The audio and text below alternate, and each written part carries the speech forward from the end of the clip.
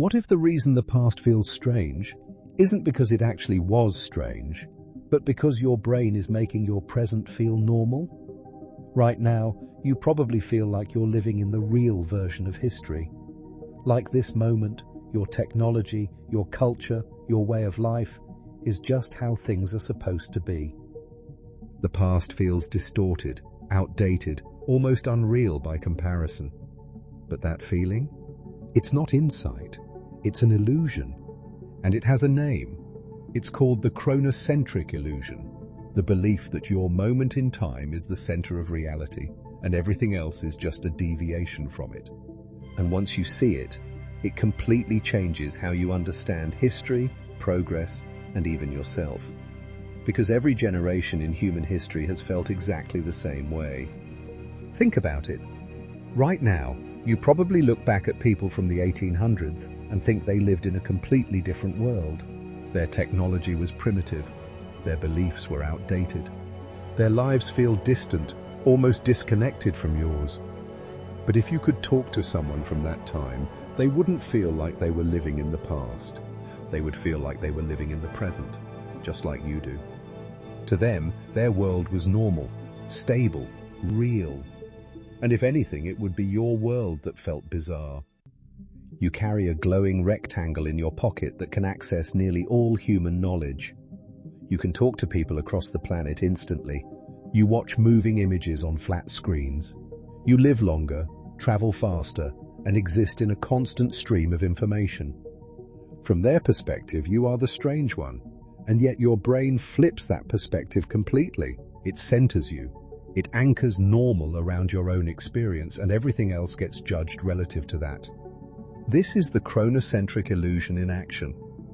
It's not just that you think your time is normal. It's that you instinctively treat it as the reference point for all of history.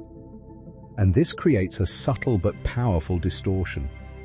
It makes the past feel like a build-up to now, as if everything was leading here, as if history had a direction, and that direction was you.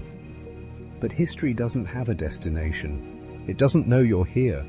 There's no final version of humanity that everything was progressing toward. You just happen to be standing at the current edge of the timeline, and that edge always feels like the center. Now here's where this illusion gets even deeper. It doesn't just change how you see the past, it changes how you see yourself. Because if your time feels like the real time, then your life feels like it's happening at the most important point in history. It creates a kind of quiet protagonist syndrome. Not in an egotistical way, but in a structural way. Your experiences feel central. Your moment feels significant. Your era feels like it matters more.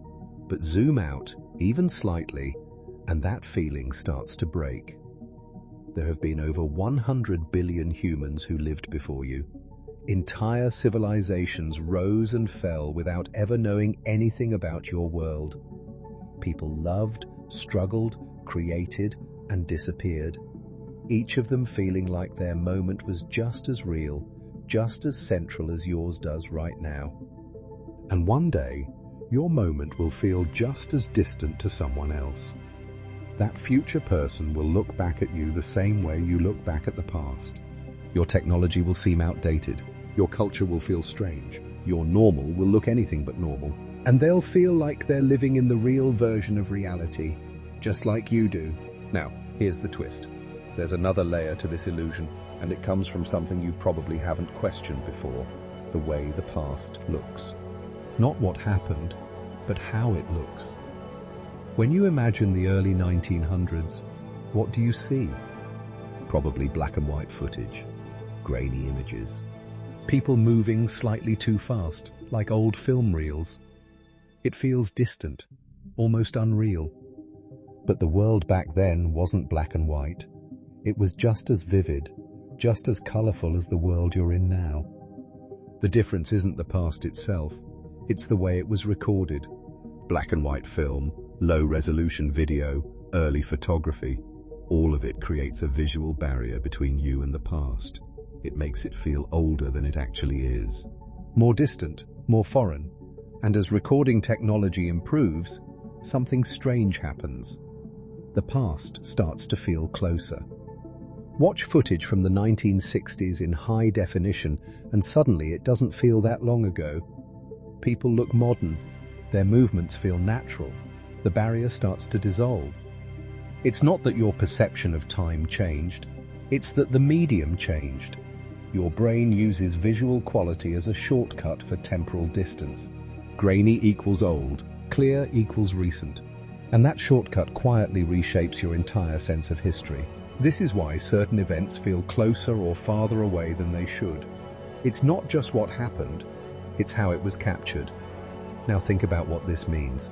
If the feeling of time passing can be distorted by memory, and the distance of events can be distorted by perception, and your entire sense of now is centered around your own experience, then what you're experiencing isn't time itself. It's a constructed version of time, a model, a simulation your brain builds to make sense of change. And that model is full of shortcuts. Shortcuts that help you function, but also quietly mislead you.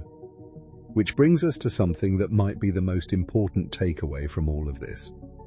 If your brain is constantly distorting time, stretching it, compressing it, rearranging it, then your experience of life isn't just about what happens.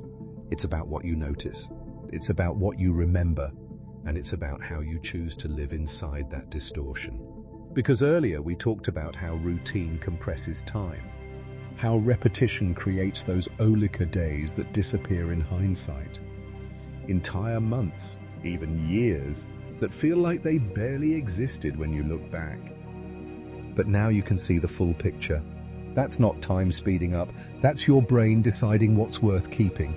And if you don't give it something new, something meaningful, something different, it won't keep much at all. Which means, in a very real sense, you are shaping the length of your own life, not in years, but in experience.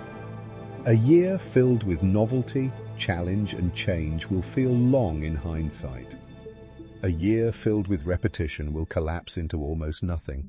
Same number of days, completely different lived experience. So when people say life feels like it's going by faster, what they're really saying is that less of it is being remembered. Now, here's something to think about.